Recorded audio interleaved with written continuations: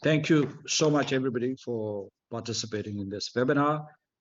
Syed Ali Gilani was the paramount leader of the people of Jammu and Kashmir and an inspiration to the youths. He was a resolute ideologue who never made any compromises on his principles. He was one leader who was trusted by all, including the heads of other political organizations in Jammu and Kashmir. He was even respected by the Indian leaders who did not agree with Syed Gilani's agenda on Kashmir, but grudgingly respected him for his integrity and principled stance. Syed Gilani was a staunch supporter of Pakistan and the Pakistan ideology. As we mark his first death anniversary today, we recall his outstanding contribution to the struggle for the promotion and protection of human rights of Kashmiris and their right to self-determination. Since his passing away, the situation has deteriorated in the Indian-occupied Jammu and Kashmir and poses grave risks for peace in the region. On the occasion of the first anniversary of Syed Ali Gilani's passing away, let's pay tribute to his leadership and his legacy.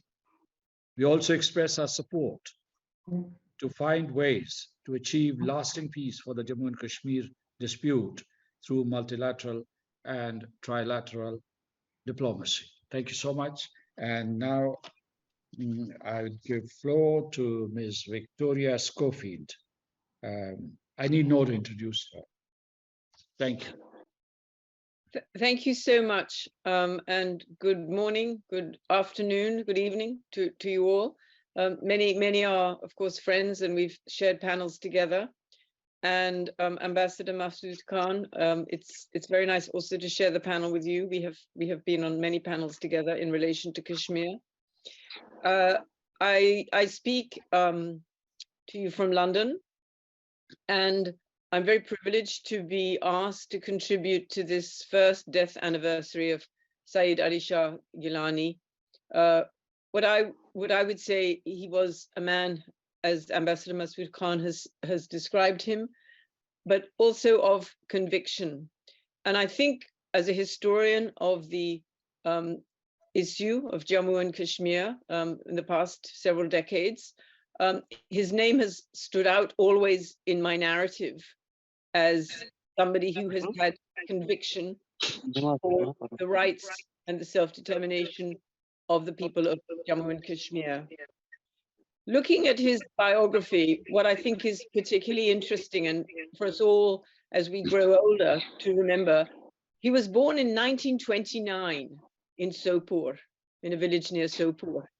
And as I was reflecting back on his life, I was thinking of all the experiences which he has had of being a Kashmiri and living in Kashmir. Throughout the 1930s, he would have experienced living as a Kashmiri under the autocracy of the Maharaja of Jammu and Kashmir, the expectations, the fight of the Muslims against that autocracy in the 30s and 40s, the expectation of what the future would look like with an independent India, and then having to face the partition of the subcontinent into independent India and independent Pakistan, East and West. He would have gone through the trauma of that partition and the unresolved fate of which country would the state of Jammu and Kashmir owe allegiance. And this is where we all as historians tend to parachute in to the history of Jammu and Kashmir. We actually do need to know what happened beforehand, but generally we look at Kashmir starting from 1947 and the fact that the fate of this princely state was not resolved at that moment in time. We all know that history. I do not have to repeat it. But this is what what shaped Syed Ali Shah Gilani's thinking and outlook. The fact, as we know, the UN resolutions were prescribing, following the agreement between the two leaders of Pakistan and India, that there would be a plebiscite. And all that has happened since then. He then lived on in Kashmir throughout the 50s, the period of Sheikh Abdullah, the dismissal of Sheikh Abdullah, Bakshi Ghulam Muhammad, G.M. Sadiq, all of those chief ministers, and he witnessed the gradual abrogation of the Article 70, that special status which was granted to Jammu and Kashmir at that time. And it didn't just happen overnight on 5th of August 2019. We know that that's when it was finally completed, but this was taking place throughout the 60s and indeed 70s and 80s. He also would have witnessed the beginning of the insurgency, that movement of the inhabitants of the state of Jammu and Kashmir against the continuing status as part of the Indian Union. And this is why I think we mourn his death, because with his death, we lost all that experience of what he had lived through, all that wisdom. And I think we move on to the 2000s, 2010, 2020. He even witnessed this 2019, 5th of August abrogation. And so I think for those coming on in his footsteps, it is something to assess and value that conviction that you would spend your entire life in the service of a cause. And this is what he did. And of course, he was elderly. The elderly have to pass on. It's not as though he had a premature death, which we would also mourn. He lived his life to the full in the service of the people of Jammu and Kashmir. But it's true to say that now that mantle has been passed on. And so it's up to the next generations of Kashmiri to carry on that vision that he had. And I also think, as a historian, it's very important for the future Kashmiris, future students of the ISU, to learn about his life, to understand what he saw during that period, that long, long life he had throughout 29 to 21. It's a long life. In order that they would not only pay tribute, but understand how important it is to have conviction if you want to be successful. And my final point I would like to say is that life must not go waste, and what the experiences must not go waste. And so there's no question of giving up what you believe in and your beliefs.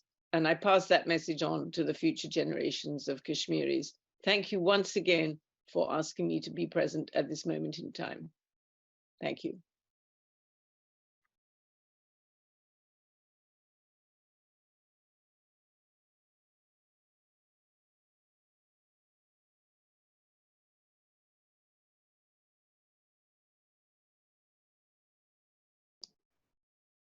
Dr. Imtiaz Khan, you're unmuted. Okay, yes, I am. Thank you very much, Your Excellency, Ambassador Masood Khan. Always a privilege to listen to you and to be with you. And I'm thankful to the Embassy of Pakistan in Washington, D.C. for commemorating the first death anniversary of Syed Ali Shah Gilani. I don't know what to say about Syed Ali Shah Gilani. This is a person whom I met about 30, 40 years ago for the first time. And he impressed upon me and suggested that I should also join the freedom of struggle for Kashmiris. But I am no Gilani. I was interested in building up my career, and I adopted a different path. I met him again when was in the United States, and my last meeting with him was in 2015. Syed Ali Shah Gilani is father of Kashmiri nation. He is epitome of peace, though India would let world to believe differently. He adopted pragmatic and practical approach to the freedom struggle. And in support of my statement, I will want to say that he even participated in those elections held in Indian occupied Kashmir and was part of the Legislative Assembly. Syed Ali Shah Gilani received a lot of flack for being part of the assembly. But what he explained it was that he wanted to use every forum,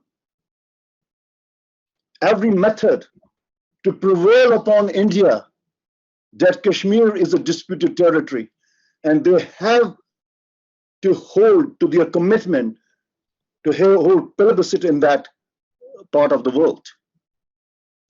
He had a great love for people of Kashmir because the legislatures in Kashmir were installed by Indian government and they didn't care about the welfare of Kashmir. Syed Ali Shah Gilani prevailed upon them to spend money on schools, education, and welfare of the people so that the population would not be harmed. If you look at the history of Syed Ali Shah Gilani, he has not deviated a single inch from the stand he took. He believed that only solution for the problem is to plebiscite, as has been stated in United Nations resolutions. He was asked a question once by a press reporter that what should the plebiscite based on? He said that there should be three options: whether people of Kashmir want to go with Pakistan, or they want to be independent, or want to accede to India. The question which came up was that, what would his choice be? He said his choice would be that Kashmir should be a part of Pakistan. But if they vote for independence, he will accept it. In case they vote for India, he will be heartbroken, but he will have to accept the results of the plebiscite, but he will move to Pakistan. His love for Pakistan was enormous. He used to meet every ruler and pay respects, and his face, I have seen personally, his face would glow when you mention Pakistan. I remember when President Musharraf visited New Delhi, and there are clips where he hugged him. He had this habit of kissing on the forehead. He repeatedly kissed on the forehead. But to our utter dismay, when President Musharraf related that 4-point program, that was not acceptable to Syed Ali Shah Gilani. He left the embassy, and I have been told he was crestfallen because he would not compromise on the issue of plebiscite for Jammu and Kashmir. There is not a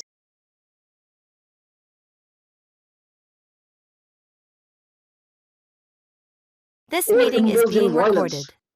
All he said to his people was that hold peaceful demonstrations. I remember an incident in 2010 when Indian government wanted to extend the Yatra period in Jammu and Kashmir. Kashmiris in various educational institutions were lynched. There were Kashmiri drivers who were manhandled, and some of them were even killed. But what Syed Ali Shah Gilani told his people, that there are a lot of tourists from India visiting Kashmir. You should take care of them. You should feed them, and you should protect them. And there was an incident when few Kashmiris were killed by Indian soldiers, and the population had gone and to bury them. And once they were back from the burial, there was a truck carrying Indian tourists which met an accident. And the local population came to the rescue, took them to the hospital, and saw to it that they receive medical treatment. The statements of those Indians are on record, so stating they have never seen kind people like that. They were treated as if they were their own brothers. This is what Syed Ali Shah Gilani has taught us. Respect for humanity, struggle for freedom. It is not that he preached the freedom for only Jammu and Kashmir. Anywhere, any place in the world where people were suppressed, where people were tortured, where people were denied their right of freedom, he would speak openly against them, in support of them. And much to the dismay of his close advisors, who would tell him that some of his statements are not politically correct. And he didn't believe in political correctness, he believed in honesty. I remember Nelson Mandela, once he came to, when he was released and he visited United States, in one of his interviews with Ted Koppel, he was asked about Palestine. He said that Palestine should be given the right of self-determination. And Ted Koppel asked him, what if there are some Jewish population here who will call their senators and say that withdraw the sanctions of South Africa on South Africa? Nelson Mandela said, any leader who says one thing in his own country and another thing in a foreign land doesn't deserve to lead the country. And I find Syed Ali Shah Gilani in the same league. His statements were same whether he was in Kashmir or he was in Delhi or he was speaking in an international arena. That one statement was the plebiscite has to be held in Kashmir and there can be no compromise on this issue. He was basically, Victoria just said he died. He didn't die of natural death. Okay, he lived long life, but he was in prison for 10 years. He was not allowed to move out of his door. He had his one kidney was removed and another kidney had cancer.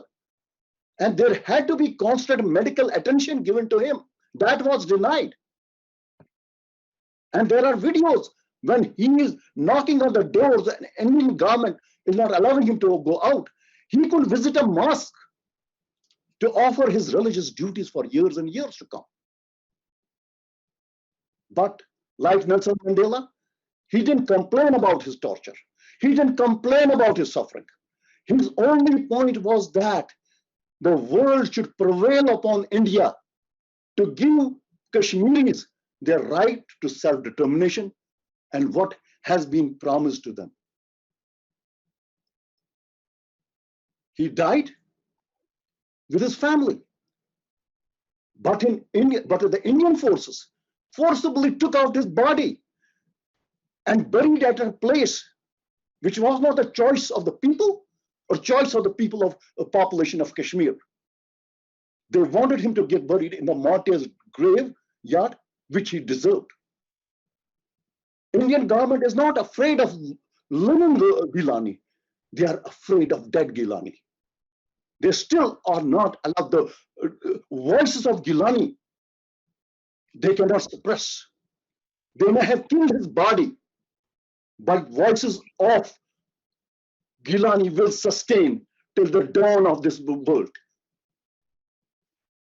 till the world comes to the end. They have created a Gilani in every house, and time will show that. And as far as the Pakistan is concerned, I'm thankful to the government of Pakistan because they basically bestowed him with highest honor civilian award. But that is not enough. As a Kashmiri, what I would like, that there should be a university named after Ali Shah Gilani, or at least a study center. Gilani is not an individual, Gilani is an institution. You can study the various aspects of Gilani's life. His theory on the religion, on social issues, on humanity. You can produce dozens of PhDs while evaluating Gilani's life. And that has not been done. He expected Pakistan to help Kashmiris in achieving their dream of freedom. But unfortunately, I do want to state that as Kashmiris, we are currently disappointed because there are whispers that there are going to be trade relations with Pakistan, with India. I know Pakistan is going through a very tough time and we pray for the welfare of people of Pakistan. We know Pakistan are resilient people, they are respectable people, and they will tide over this current unfortunate situation.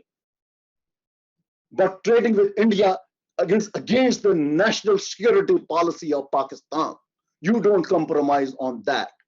And that will be sort of a betrayal.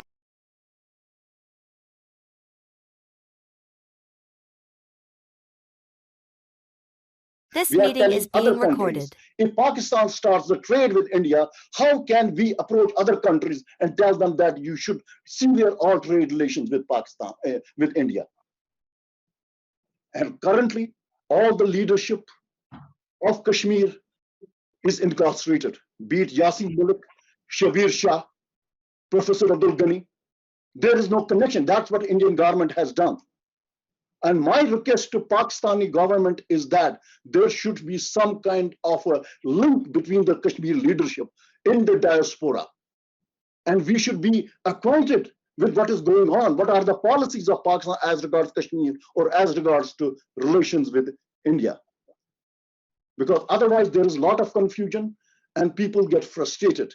We should be very much in link with the government of Pakistan, as currently the leadership of Kashmir, the Hurriyat, is behind the bars. There is leadership in America, in other parts of the world who are active, fighting for the freedom to Kashmir, and I think they should be kept in loop. And I think I have crossed my time, and thank you once again for providing the opportunity. Thank you, Dr. Imtiaz Khan, and I go to Mr. Dr. Farhan Chak. Welcome you. Thank you very much, Your Excellency. And it's always a pleasure, as I've mentioned before, to spend time and to listen to you and to the esteemed panelists. I'd like to, on this commemoration of the Shaheed Syed Ali Shah Gilani, I'd like to kind of reiterate a few key points that Dr. Imtiaz Khan so eloquently put together, which is the way in which he was kept, particularly in the last years of his life, and the denial of medical treatment, the mental anguish.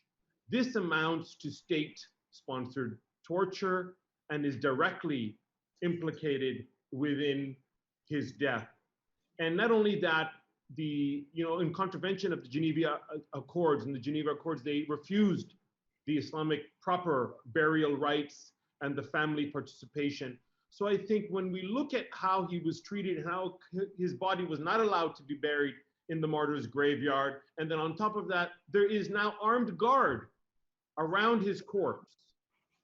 I think this is a perfect symbolism for the abuse that India has been portraying on the people of Kashmir ever since it, through fraud and deception, seized it in 1947, and then created this elaborate myth of tribal evasion and an elaborate myth of having secured the will of the people, and it's befooled for a long time the people of the world. Now, when I look at what's happened over the years, particularly after the abrogation of Article 370 and 35A, there is a general sense that there have been some major victories in that the narrative has been taken away from India. They no longer control the narrative, which they were rather successful in doing for so long, especially in the international arena. And that's partly because the way the narrative has manifested outside in new ways and new forms in academia. You just look at the past 10 years, the books that have been published that have countered everything that India has been saying for so long, that truly Kashmir belongs in the decolonization category. And anyone with any honest appraisal of everything that's happened since 1846, since the people who had no control or no authority gave away a land to another people with no authority or legitimacy, that to most Kashmiris and to my grandparents was the total tragedy of Kashmir at that point, what's infamously known as the Treaty of Amritsar. And since that point, you have had this fascist Hindutva government trying to alter the education, alter the culture, alter the demographics. They failed. And now this is almost as if I would say we're at a point, a true breaking point. They have invented 4.3 million fake Kashmiris, the domicile certificate fiasco, in which they basically, through whimsically, almost fantastically, and I don't believe any people on earth could do such a thing other than fascist Hindutvas, that they basically invent Kashmiris and say, hey, they're going to vote too. Now imagine if, Americans were allowed to come to Alberta and vote in our elections. And then they would weaponize that and twist it and say that you should believe in universalism and you should believe in pluralism. It's the way that the Indian government very cleverly weaponizes, plurality and diversity, and then flips the table and calls people like Shahid Syed Ali Shah Gilani the separatist, when Kashmir was never a part of India, never in history.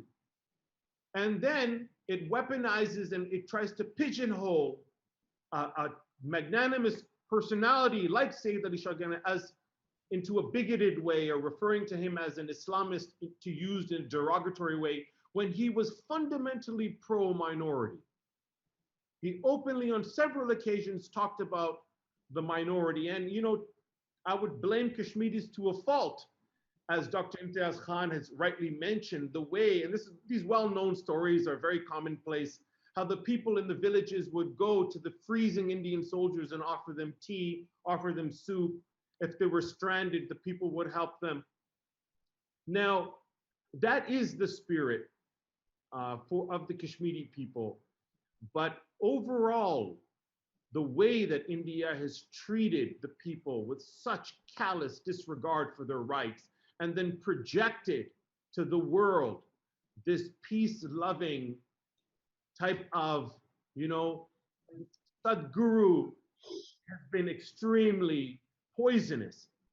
Now, at this time, when we look back and we study the life and times of Syed Ali Shah Gilani, may Allah be pleased with him, I look at not just his dedication, not just his courage, but fundamentally his consistency.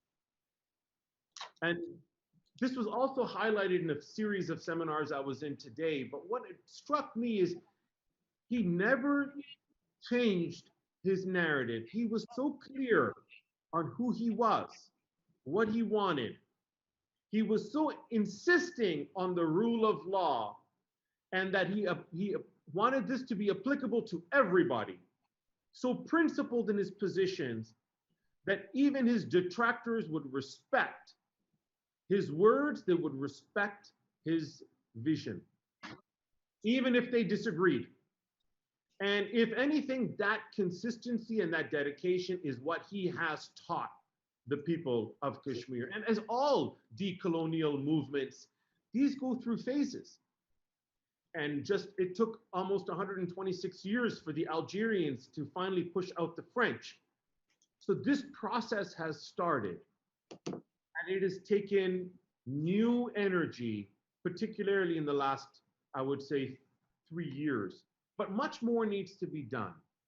And if I were to give an overall appraisal, that what needs to be done, of course, has to take into consideration 3 spheres. You could put them in three spheres. And the most important one is what is happening right now in Indian occupied Kashmir. And anyone who travels there and comes out repeats the same thing. And we want the world to know this.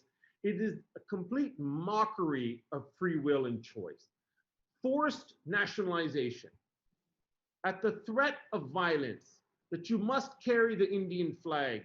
If not, you're removed from your positions of authority. You're removed from universities. Just in the last 10 days, we've had 4 fake encounters, right? 4 people have been killed in these fake encounters. Now, look at overall, none of this is really getting out. And that brings us to the second sphere, which is the trouble and the despondency that is in Kashmir is magnified because of the despondency and the trouble that's happening in Pakistan. not just with the floods and the economic difficulties. But these two situations are putting increased pressures on the Kashmiris, and now it falls onto the people outside that are in that position to act, to do so collectively, and to unite their efforts towards raising awareness and to bringing some type of a resolution to this ongoing conflict that now is brought in China, that has now been caught into a growing wider global contestation. So I think that the stakes are high. And without any exaggeration, my forthcoming book will be released soon, inshallah. And I've titled it Nuclear Flashpoint. I truly believe now, with the way things are happening in Demchok, with the rapid militarization in that region, and with this growing economic collapse in India itself that's quite cleverly being hidden, but this internal economic collapse that is happening there is not only fragmenting society, but is likely to heighten internal fissures and lead to greater Islamophobia and violence on minorities, which will then eventually get even worse in Kashmir. So looking at this collectively on this 1-year inaugural commemoration of Syed Ali Shah Gilani, I do come with a lot of hope, but also a wake-up call. We don't have a lot of time, and we're going to have to double our efforts if we want to prevent the catastrophe from getting worse. So thank you very much, Your Excellency, for giving me the moment. I apologize if I took more time than required, but thank you very much for listening. Thank you so much, Dr. Farhan Chak and Shasta Safi. You have the floor. Just a minute, let me unmute for you. Yes, please go ahead. Thank you very much, Mr. Ambassador. It's always a pleasure to share the panel with you, and much has been already said. And today, as we remember Gilani Sahab, Indian media portrayed him many times as a hardliner, a stubborn, the one who doesn't compromise. And they propagated it, and we take it with a pride. He was the one who never compromised. He was a hardliner. He was stubborn because he wanted freedom for his nation. He wanted right of self-determination for his people. Usually, only after death, adversaries pay respect. As you rightly said, Mr. Ambassador, Gilani Sahab was respected in his life by not only by his friends, by his opponents as well, for his steadfastness and in his character, and same reason after his death. His speeches could move the masses. His eloquence, his clarity, his absolute clarity, uncompromising stance made him unique. He would make his point very gently, yet very convincingly, forcefully. We just not remember him as an author of more than 40 pamphlets or books. We remember him as someone who drafted protest calendars that ran as a parallel government in Indian occupied Kashmir. He was confined into the walls of his own house because he amplified the voice of freedom, because he amplified the cause of Kashmir and voice of people of Kashmir. He was an advocate of right of self-determination, and not only his life, as was previously mentioned as well, was full of struggle, even his death was and is a symbol of resistance. As Dr. Imtiaz rightly said, and we should repeat it more often, that not only the life of Syed Ali Shah Gilani, but the death of Syed Ali Shah Gilani is a symbol of resistance. And not only the living Gilani, the dead Gilani, Indian government could not tolerate even dead Gilani. And as far as it's concerned, his lifelong dream of freedom, free Kashmir, remained a dream. Even his last wish of being buried in Martyrs' graveyard was denied. And it was in an occupation, this happens. Even your dreams are not fulfilled. Even your wishes are not fulfilled by occupiers. He was a leader of all ages. He inspired everyone.